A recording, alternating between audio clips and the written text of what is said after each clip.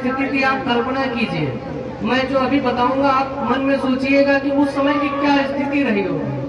बाबा साहब का जन्म जो है मऊ, उस समय ब्रिटिश प्रांत हुआ करता था, मध्य प्रांत, उसके मऊ जिले में 14 अप्रैल 1891 में हुआ। वो अपने माता पिता की 14वीं संतान थे, तो उसमें वो सबसे छोटी संतान थे और अंतिम संतान थे। तो माँ का प्यार, माँ के बहुत दुलारे थे बाबा साहब। उनको बचपन में भीवा, भीमराव या भीम नाम से भी हम लोग जानते हैं। तो उनके पिताजी जो है उस समय ब्रिटिश सरकार चलती थी, तो उसमें सैनिक थे, सूबेदार के पद पर कार्यरत थे। तो उन्होंने निर्णय लिया कि नहीं, मैं अपने बच्चे को पढ़ाऊंगा।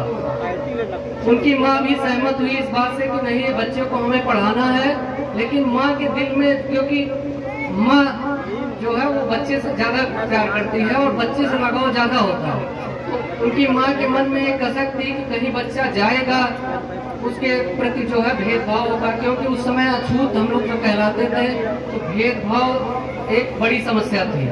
और विद्यालय की स्थिति अभी हम जानेंगे, तो भेदभाव से झेलना पड़ेगा, उसके मानसिक स्तर पर क्या प्रभाव पड़ेगा। इसके बावजूद उन्होंने अपने बच्चे को समझा बुझा के कि बेटा स्कूल जाना, वहाँ अच्छे से पढ़ाई करना, किसी से लड़ाई झगड़ा नहीं करना, जो टीचर पढ़ाए उसे पढ़ना। बाबा साहब विद्यालय जाते हैं, आप समझिए क्या स्थिति थी। आप, मैंने पहले ही कहा, आप मन में सोचिए, कल्पना कीजिए कि उस समय की क्या स्थिति रही होगी, जो आज हम लोग आराम से खा पी रहे हैं। तो बाबा साहब स्कूल जाते हैं, बाबा साहब अपने घर से अपनी स्वयं की दरी लेकर जाते थे और उन्हें वहां बैठने के लिए कहा जाता था जहां पे अन्य बच्चे अपने जूते चप्पल, वो हो सकता क्लास के अंदर ही जूते चप्पल जो किनारे में उतारते थे वहां बैठने के लिए, या क्लास के बाहर बैठाया जाता था। उनको क्लास के बाहर बैठाया जाता था। और खाना जब लंच होता था, दोपहर का जो भोजन होता था, उनसे कहा जाता था कि आप दीवार की तरफ मुंह करके खाएं, ताकि कोई देखे ना कि आप क्या खा रहे हैं। सोचिए ये स्थिति थी। फिर पानी पीने की अगर बारी आती थी तो उनके लिए चपरासी जो वहाँ नियुक्त था वही पानी पिला, वो उस घड़े को छू नहीं सकते थे। अगर छुएंगे तो वो अपवित्र हो जाएगा, घड़ा अपवित्र।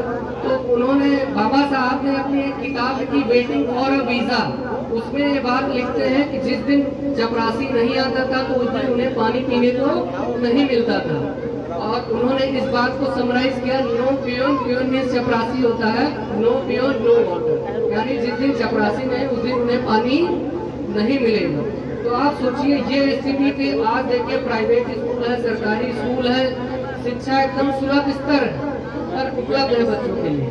और उस समय बाबा साहब ने कितनी कठिनाई झेली, कितना भेदभाव झेला, लेकिन उन्होंने जो है पढ़ाई नहीं छोड़ी। उसके बाद उन्होंने वहाँ प्राइमरी तक की जो है सतारा जिले में अपनी पढ़ाई की। उसके बाद जो है 10वीं किया, 12वीं किया, बॉम्बे विश्वविद्यालय से BA किया। फिर उसके बाद जो है उनके पिताजी की तबीयत खराब हो गई, तो उसमें वो लग गए। फिर उनकी मृत्यु भी हो गई, आकस्मिक मृत्यु हो गई 1916 में। उनके पास पैसे की समस्या है, क्योंकि उन्होंने ठान लिया था, उनकी माँ ने बचपन में ही कहा था, बेटा शिक्षा ही है जो आपको आगे बढ़ा सकती है। तो उन्होंने अपने माँ के जो शब्द थे वो मन में बैठा लिए थे कि नहीं, मुझे पढ़ना ही है। और इत्तेफाक देखिए उन्हें जो है बड़ौदा सरकार से जो है स्कॉलरशिप मिली और वो बाहर पढ़ने गए, अमेरिका की कोलंबिया यूनिवर्सिटी में पढ़ने गए। अमेरिका की कोलंबिया यूनिवर्सिटी में जब वो पढ़ रहे थे तो लाइब्रेरी वहाँ होती थी पढ़ने के लिए, वहाँ पे MA करने के लिए गए थे। तो वहाँ जो लाइब्रेरी होती थी, जैसे ही खुलती थी बाबा साहब गेट पर ही खड़े रहते थे, जैसे ही खुलेगी मैं वहाँ पढ़ूंगा जाके। और जब बंद होने वाली रहती थी तो वहाँ का जो गार्ड था वो उन्हें कहता था कि टाइम हो गया भाई आप चलिए। तो बाबा साहब से रिक्वेस्ट करते थे कि नहीं, थोड़ा सा और मुझे पढ़ लेने दीजिए। तो एक दिन चपरासी ने ऐसे ही उनसे पूछ लिया कि आप इतना पढ़ते हैं, आप इतना शांत रहते हैं, गंभीर रहते हैं, तो आप दोस्तों के साथ मौज मस्ती करिए जाके थोड़ा सा। तो उसने उस दिन बाबा साहब ने उस चपरासी से कहा कि अगर मैंने यहाँ मौज मस्ती की तो हमारा समाज हमेशा के लिए पीछे हो जाएगा। ये बात उनकी जो है चपरासी ने जैसे ही सुनी तो वो उनके प्रति थोड़ा सा उदार हुआ और हमेशा जो है उनका सम्मान करता रहा। फिर उसके बाद बाबा साहब ने कोलंबिया यूनिवर्सिटी में डबल MA किया फिर वो लंदन स्कूल ऑफ इकोनॉमिक्स में पीएचडी करने के लिए गए। आपको बताते हुए खुशी हो रही, लंदन स्कूल ऑफ इकोनॉमिक्स में सिर्फ और सिर्फ एक प्रतिमा लगी है, वो बाबा साहब की है। और वो इस बात को आज भी धन्यवाद देते हैं, धन्य मानते हैं कि बाबा साहब जैसा विद्यार्थी हमारे विश्वविद्यालय में पढ़कर आया। सोचिए, यहाँ उनका सम्मान नहीं, विदेश वाले उनका सम्मान कर रहे हैं। और वो इस बात का धन्यवाद, हमें प्रथम विश्व युद्ध शुरू हो गया तो कुछ समस्याएं यहाँ समस्याएं आने लगी, तो बड़ौदा सरकार ने उन्हें, अब इसके बाद आप समझिएगा क्या स्थिति यहाँ भारत देश की। बाबा साहब वहाँ विदेश में पढ़ते थे, कोई दिक्कत महसूस नहीं, कोई छुआछूत महसूस नहीं हुई। बाबा साहब यहाँ आते हैं क्योंकि बड़ौदा सरकार स्कॉलरशिप खत्म हो जाती है और वो आते हैं यहाँ पे, तो यहाँ मुंबई में उतरते हैं। मुंबई से बड़ौदा ट्रेन से जाते हैं। उन्हें लगा कि नहीं, मैं सैन्य सेवा में उनको सचिव का पद मिलना था, जो सिविल सेवा का पद होता है, जैसे अभी मान लिया IAS वगैरह का, इसी के समकक्ष एक पद होता था। IAS आप समझ सकते हैं, जिलाधिकारी, उसके समकक्ष पद था। बाबा साहब बड़ौदा पहुंचे, इंतजार करते रहे, उन्हें लगा कोई लेने आएगा, मैं इतना बड़ा अधिकारी पद पे हूँ। बाबा साहब को कोई वहाँ पर लेने नहीं आया। क्यों नहीं लेने आया? क्योंकि वो अछूत थे। फिर उनके पास रहने की समस्या आई, तो जितने भी धर्मशाला थे वहाँ पे वो गए, जितने हिंदू धर्मशाला थे उन्होंने साफ साफ मना कर दिया कि आप अछूत हैं, मैं आपको रूम नहीं दे सकता हूँ, कमरा नहीं दे सकते हैं। फिर वो एक पारसी धर्मशाला में गए, तो वहाँ पे महीनों सालों से शायद कोई आया ही नहीं था, कमरों में जाला लगा हुआ था, कुर्सियाँ टूटी फूटी पड़ी थी। तो बाबा साहब को जो है उसने कमरा दे दिया। लेकिन जैसे ही उस कमरे वाले मालिक को, केयर टेकर को पता चला कि बाबा साहब अछूत हैं, तो वो पूछने गया बाबा साहब से, तो बाबा साहब ने कहा कि अरे आपने पूछा नहीं हमसे, तो हमने बताया नहीं। तो वो भड़कने लगा, बोला कि आपको बताना चाहिए कि आप अछूत हैं। फिर उसने जो है कहा कि अच्छा देखो, मेरा भी धर्मशाला चल नहीं रहा, पारसी समुदाय का था, आप ध्यान रखिएगा। क्यों बाबा साहब ने बुद्ध धर्म अपनाया, यहीं से उनकी कहानी शुरू होती है, वो पारसी समुदाय का। तो उन्होंने कहा कि भाई आप जो है नाम बदल लो, एक पारसी नाम रखो। तो बाबा साहब भी रहने की समस्या थी, तो उन्होंने कहा चलो ठीक है, रह लिया। फिर लेकिन बाहरी अराजक तत्वों को पता चल गया कि नहीं, यहाँ तो अछूत रह रहे हैं। वो लोग 10-12 दिन बाद आते हैं और बाबा साहब को जो है वार्निंग दे के जाते हैं कि आज शाम के शाम आप कमरा खाली कर दें। बाबा साहब तभी कहते हैं कि इसका मतलब पारसी समुदाय भी हिंदू धर्म के अछूत को अछूत मानता है। आप सोचिए, हिंदू धर्म में जो अछूत है तो वो पारसी के लिए भी अछूत है। तो उनको शाम तक अल्टीमेटम दिया गया कि भाई आप जो है यहाँ से निकल जाओ। बाबा साहब निकल गए सामान वामान लेकर, क्योंकि उन्हें लगा कि हिंसा हो सकती है।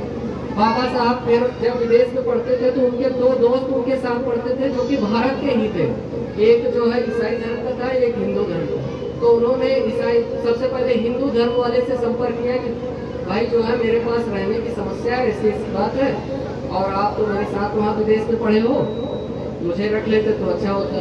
उन्होंने कहा कि मुझे तो यार कोई समस्या नहीं है, लेकिन जो मेरे घर में काम कर रहे हैं लोग, वो काम पर से छोड़कर चले जाएंगे क्योंकि आप अछूत हैं। तो हिंदू वाले दोस्त ने भी उनसे मना कर दिया।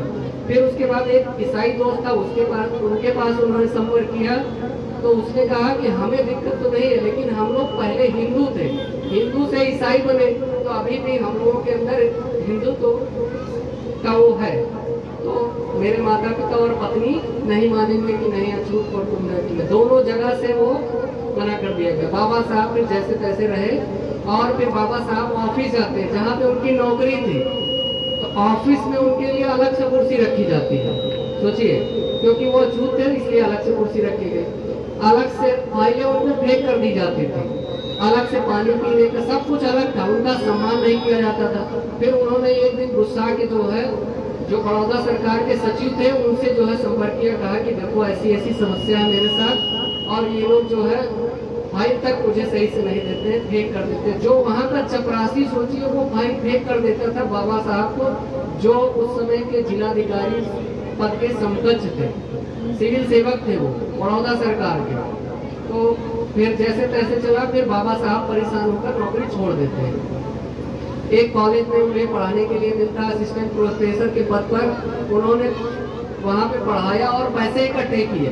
उनका एक दोस्त था, उसने सहयोग किया। फिर जो उनकी लंदन स्कूल ऑफ इकोनॉमिक्स में उनकी पीएचडी छूट गई थी, उन्होंने पूरा किया क्योंकि उनका ध्येय था कि नहीं मुझे पढ़ना ही है। और इस बात से मैं यहाँ पे एक बात बताना चाहूँगा, बाबा साहब की जो लाइब्रेरी थी जब उनकी डेथ हुई 6 दिसंबर 1956 को, तो करीब जो है कहीं कहीं तो 50,000 किताबों का आंकड़ा आता है, कहीं 30 से 35,000 का।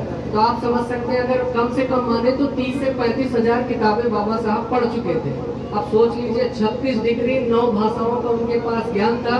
तो बाबा साहब ने हमेशा जो है शिक्षा को नहीं छोड़ा। उन्होंने अपनी पीएचडी पूरी की, फिर यहाँ भारत आए और हमेशा समाज के लिए ही काम किया। उनका एक जो मूल मंत्र था, जैसे 3 है उसमें, लेकिन मैं एक बात पे फोकस करना चाहूँगा, शिक्षा। शिक्षा सबसे ज्यादा जरूरी है, जो आपकी दशा बदल सकती है। बाबा साहब भी यही मानते थे और मैं भी ये मानता हूँ, और शायद सब लोग ये मानते हैं कि शिक्षा ही आपकी दिशा और दशा दोनों बदल सकती है। अगर आप अपने बच्चों को पढ़ाएंगे तो आप यकीन नहीं कर सकते हैं कि आप कहां से कहां पहुंच जाएंगे। जैसे कि माता पिता और जितने भी हमारे गुरु रहे वो हमेशा शिक्षा के बारे में ही समझाते रहे हैं, तो इस बात के लिए सबको धन्यवाद है। और जैसे कि हम लोगों के घर में, मैं अपनी पर्सनल बात बता रहा हूँ, घर में हमारे मम्मी पापा ने हमेशा शिक्षा पर जोर दिया और हमेशा ये कहा कि देखो, जो जैसे आप शिक्षा से क्या खरीद सकते हैं, गोल्ड खरीद सकते हैं या कोई अन्य चीज खरीद सकते हैं। आप सोना खरीदिए, आपको हमेशा डर बना रहेगा कि चोरी हो जाए या कुछ भी हो सकता है।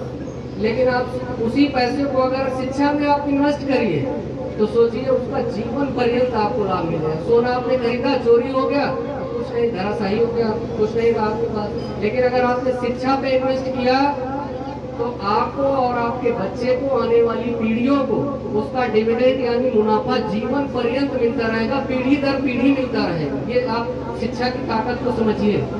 आप ये सोचिए, मैं यहाँ पे एक और बात बताना चाहूँगा शिक्षा के ही उसमें, कि अगर कोई भी व्यक्ति, जैसे कि मान लिया कोई राजा है, राजा जो है, आप किसी भी राजा का या किसी भी जो है शासक का आप नाम याद करते होंगे तो शायद ही आपको याद होगा कि उसने कौन कौन से राज्य जीते, कहाँ कहाँ पे शासन किया, या कितने सैनिक थे, कितने जो है शस्त्रों का उपयोग किया, नहीं याद है। लेकिन आपको बाबा साहब जरूर याद होंगे। क्यों याद करते हैं आप बाबा साहब को? बाबा साहब को दलित समुदाय नहीं, प्रत्येक समुदाय आज याद कर रहा है। क्यों? वो शिक्षा की बदौलत। सोचिए, एक अछूत व्यक्ति आज जो है, उस समय अछूत व्यक्ति जो है आज पूजा जा रहा है, वो क्यों? शिक्षा की बदौलत। तो आप शिक्षा का महत्व समझिए। तो और इसमें लास्ट बात मैं ये कहना चाहूँगा, कुछ लोग ये सोचते हैं, ये बात बहुत गौर करने वाली है, कि शिक्षा को लोग ये सोचते हैं कि नहीं मैं पढ़ाऊंगा तो उसे नौकरी ही करनी है। आप ये बात मत मानिए। शिक्षा जो है उसके व्यवहार में बदलाव लाता है। वो हो सकता है कोई बिजनेस करे तो बिजनेस में अच्छा करने लगे। अगर आप पढ़े लिखे नहीं तो बिजनेस भी अच्छा नहीं कर पाएंगे। मान लिया आपको ट्रेवल करना है, कहीं पर जाना है, आप पढ़े लिखे नहीं तो बस का नाम ही नहीं देख पा रहे हैं कि कहाँ से कहाँ बस जाएगी। तो शिक्षा जो है व्यवहार में जो है आती है, वो हमेशा काम आती रहती है। जरूरी नहीं कि नौकरी आप उसको फाइनल रिजल्ट की तरह मत देखिए कि नहीं नौकरी मिलेगी ही मिलेगी। आप साइकिल सीखते हैं या तैराकी सीखते हैं, जैसे साइकिल सीखते हैं कभी ये सोचते हैं कि मैं गिरूंगा मुझे चोट लगेगी या क्या होगा, मैं सीख पाऊंगा कि नहीं, कभी सोचते हैं? नहीं सोचते। आप सीखना शुरू कर देते हो, साइकिल सीख जाते हैं और आप सोचिए साइकिल एक बार सीखते हो फिर कभी भूलते ही नहीं, क्योंकि आपने उसके रिजल्ट के बारे में नहीं सोचा, उसके परिणाम के बारे में नहीं सोचा। कह रहे मैं चलाने जाऊंगा तो गिर जाऊंगा या फिर मेरा हाथ पैर टूट जाएगा या कुछ भी आप नहीं सोचते, बस मन में रहता है मुझे सीखना। तो वैसे शिक्षा के बारे में आप सोचिए नहीं मुझे पढ़ना है, आगे क्या होगा वो देखा जाए, बस मन से पढ़िए, उसका दिखावा नहीं करिए, मन से पढ़िए तो हमेशा जो है शिक्षा आपको कुछ ना कुछ रिजल्ट देकर ही जाएगा। न्याय और समता का दीप जलाया, बाबा साहब ने इतिहास बनाया, शोषित पीड़ित की थी जो व्यथा, उसके बन गए आप कथा, ज्ञान की शक्ति को हथियार बनाया, संविधान का आधार बनाया, हर इंसान हो समान यहाँ,